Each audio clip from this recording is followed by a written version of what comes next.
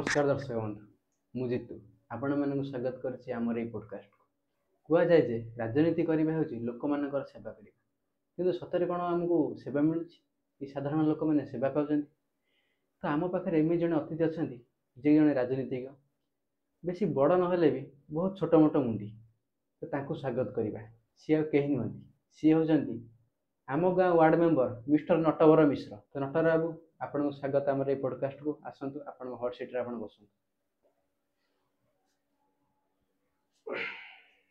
नमस्कार दीपक। नमस्कार। तो नटर बाबू आपन का हम पॉडकास्ट को बहुत बहुत स्वागत। वेलकम सर कौन कौन मैं जानी अल्प पाठ पढ़ी जे वार्ड मेंबर ना आज्ञा सरपंच रहितले मु टिके अधे पाठ पढ़ी जे तो वार्ड मेंबर अल्प पाठ पढ़ी जस्ट पंचम पे ओहो चतुर्थ पास कले किसी अकृति हेबानी ठीक है।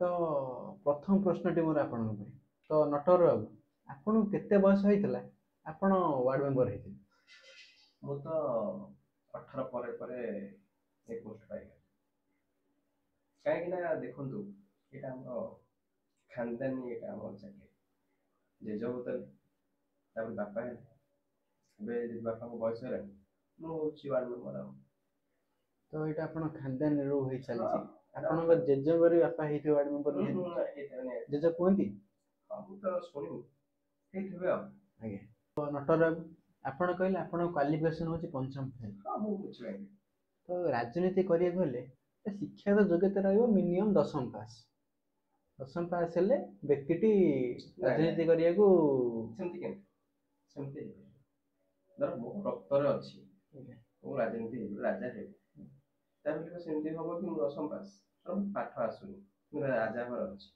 ताल को सेमती रहया तो सरकार करचंदी मिनिमम व्यक्तिटी साक्षरता सरकारी चाकरी से तो हमर करि परियो किंतु जेहेतु हमटा बता नै प्रगणा राजा वार्ड मेंबर हम गाँ राजा से राजा मन भाई सेमती शिक्षा योग्यता के दरकार ओहो ठीक राजा को राजा हो आगे आपण पे नेक्स्ट प्रश्न डी होची लोक माने कहंती आपण बहुत चर्चित एवं वर्जित एटा लोक माने कोन पई कहंती हम जो मन देखि से पारते जनर हांडी जळे सेही माने एंते सब कथा कहि नहले सब हैटर अछि ना सब मो पक्ष विरोधी दल अछि विरोधी दल माने सब एंते कथा कहि माने मो दल लोक काई कथा कहि लोक माने आपण चर्चित काई कहंती चर्चित कि मु सब एंते कर दिए जे एमएलए पारिबे आज्ञा बुझि पड़ते जेमिति कि धर पोलोटा हला हमर जो पोलोटा के करछि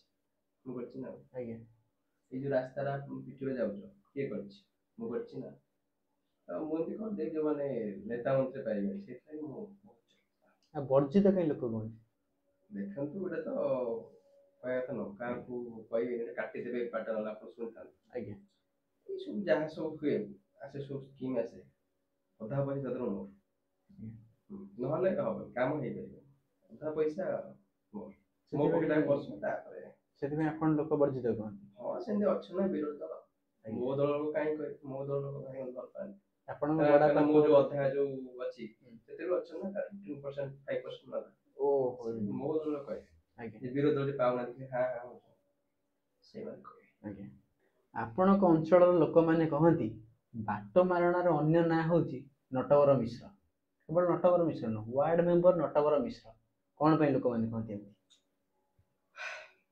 लोक तो केते बार कथा कहि समस्त काम को रखियो हां सेथु अल्प सत्यता अछि दर जिंस आइला रिलीफ चूड़ा आइला चूड़ा बस्ता बिकि तो चावल आइला चावल बस्ता बिकि ता मानो जे मु सब खाइ और किछि बिकि मानु किंतु सेमि सब खाइ लोक देइ गरीब लोक साहाय्य करछि टिके अछि टिके जेहेतु एटा डीएनए अछि दर मु चावल दे बिकि मु सेटा बिकि हे दियो सेटा अछि डीएनए अछि कोन करियो एटा अछि सेटा करिया पड़े एटा परंपरा प्रतिष्ठा अनुशासन करिया पड़े तो ए सब कथा गला वर्तमान आसिया प्राकृतिक विपर्यय बाकू जो समय लोक माने बहुत दुख रे पीड़ित हों कि खाए को पाए ना कार धन जीवन नष्ट हुए ସେହି ସମୟରେ ସରକାରଙ୍କ ତରଫରୁ ଅନେକ ଅନୁକମ୍ପା ଆସେ,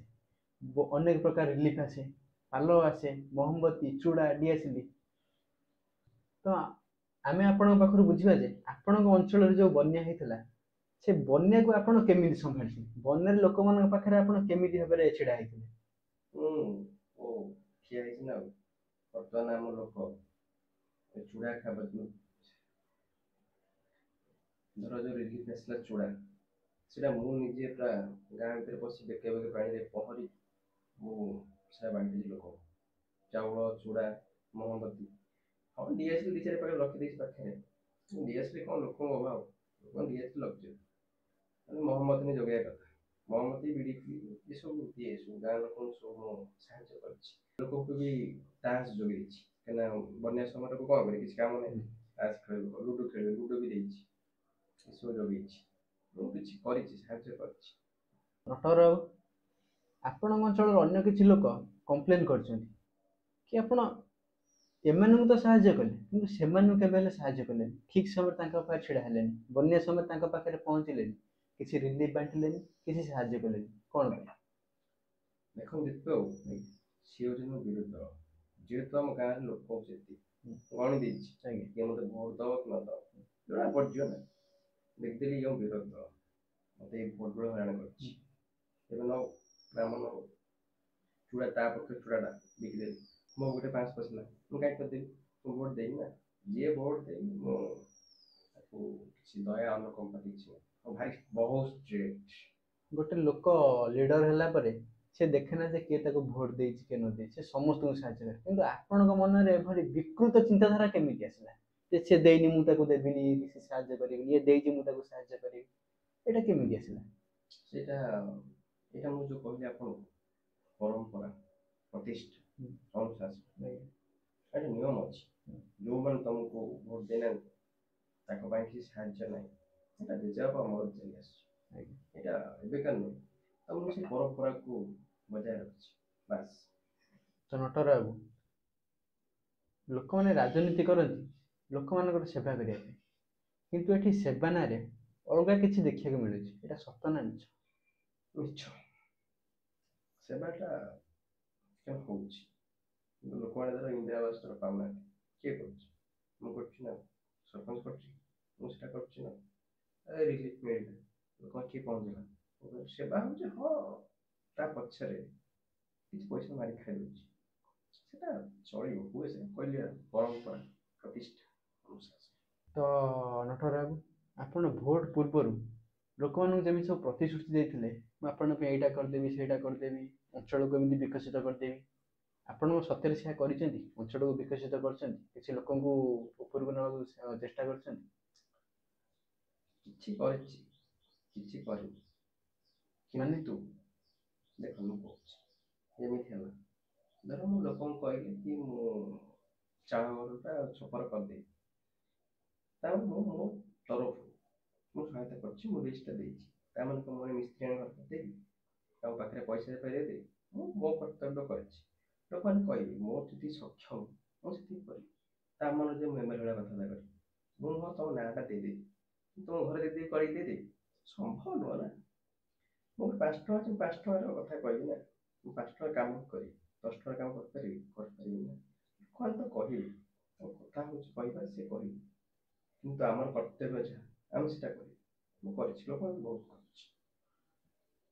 କିନ୍ତୁ ଲୋକମାନେ କହନ୍ତି ଯଦି ଗୋଟେ ଇନ୍ଦିରା ଆବାସ ହେଲା କି କୌଣସି ପ୍ରକାର ସରକାରୀ ସୁବିଧା ହେଲା, ସେ ପଇସା କିଛି ସେଇଟା ଅଛି ପରମ୍ପରା। ନୋଟ ଯୋଉଠି ଭୋଟ ସେଇଠି, ଏଟା ସତ ନା ମିଛ? ମେନ୍ କଥା ପଚାରିଲେ ଆଉ ଦେଖନ୍ତୁ, ୱାର୍ଡ ନମ୍ବର ମୁଁ କେତେ ଦେଇ ପଇସା ନେଇ 100 ଟଙ୍କା ଦେଇ, 100 ଟଙ୍କା କ'ଣ ପାନ ଖଣ୍ଡେ ଗଲେ 10 ଟଙ୍କା, କିଛି ତ ହବ। ଏଇଟା ଆମମାନଙ୍କ ପାଇଁ ଏଇଟା ମିଛ କଥା। ଏଇଟା ଆମର ଭଲ ପାଇବା, ଯେ ବଂଶ ପରମ୍ପରା ଅଛି, ରକ୍ତରେ, ଲୋକ ଦେଖିଲେ ହଁ ଅଛି, ରକ୍ତରେ ଅଛି ରାଜନୀତି କରିବା, ତ ସେଇଟା ଦେଲେ। ଏଇଟା ୱାର୍ଡ ମେମ୍ବର, ଏଇଟା ବଡ଼ ବଡ଼ ଇଏରେ ସେଟା ୱାର୍ଡ ମେମ୍ବର ନାହିଁ, ଭୋଟ ନାହିଁ, କ'ଣ କେତେ ପଇସା, କ'ଣ 300 ଟଙ୍କା ତ ମଜୁରୀ ମାସକୁ, କ'ଣ 300 ଟଙ୍କାରୁ କେତେ ଟଙ୍କା ମୁଁ ଦେବି? ଟଙ୍କା ଦେଲେ କେତେ ଟଙ୍କା ଦେବି? ଏଇଟା ନୁହଁ, ଏଇଟା ମିଛ କଥା। ତ ନଟର ବାବୁ, ଶେଷ ପ୍ରଶ୍ନଟି ଆପଣଙ୍କ ପାଇଁ। ପ୍ରଶ୍ନ ସାରି ଆମ ଏପିସୋଡକୁ ଆମେ ଏଇଠି ରଖିବା। ରାଜନୀତି ଭଲ ନା ଖରାପ? ଦେଖନ୍ତୁ ଜିତୁ ବାବୁ, ରାଜନୀତି ବହୁତ ଭଲ। ଯଦି ଲୋକଙ୍କ ତମେ ସେବା କରିପାରିଲ ରାଜନୀତି ଆଢୁଆଳରେ, ତାହେଲେ ରାଜନୀତି ବହୁତ ଭଲ। ଆଉ ଯଦି କହିବ ମୁଁ ପୁରା ଜଳ ବିକି ଖାଇବି, ସେଇଟା ବହୁତ ଖରାପ। ତ ଦର୍ଶକ ବନ୍ଧୁ, ଆମ ପାଖରେ ଥିଲେ ward member mister Natabar Mishra, ଯାହାଙ୍କ ସାଙ୍ଗରେ ଆମେ ଅନେକ ସମୟ ଧରି ଅନେକ ବାର୍ତ୍ତାଳାପ କଲୁ।